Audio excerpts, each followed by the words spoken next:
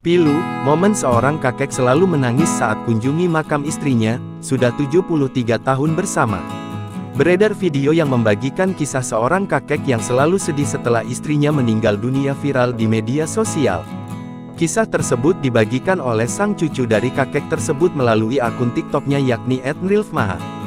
Dalam video tersebut, tampak seorang kakek dengan raut wajah sedih di hadapan sebuah makam.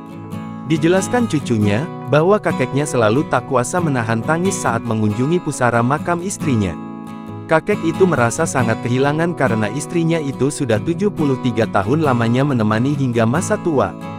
Bahkan, cucunya mengatakan sang kakek pernah berkata, harusnya yang meninggal duluan saya karena saya tidak bisa apa-apa tanpa nenekmu Isya, saya tidak bisa memasak, tidak bisa mencuci pakaian. Karena, selama hidupnya hanya istrinya itu yang bisa merawat kakek sepenuhnya.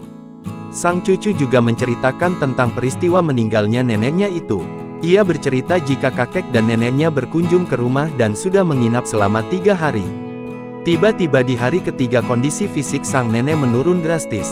Padahal sebelumnya sehat dan tak ada keluhan sakit. Tak berselang lama, seluruh keluarga mendapat kabar jika nenek telah berpulang ke pangkuan Tuhan. Sontak saja, kondisi ini seketika membuat sang kakek terguncang dan bersedih. Meski begitu selama prosesi pemakaman kakek Nurul berusaha untuk tegar. Unggahan tentang kisah kakek tersebut pun kini viral dan mengundang berbagai komentar haru para warganet. Download Tribun X sekarang, menghadirkan lokal menjadi Indonesia.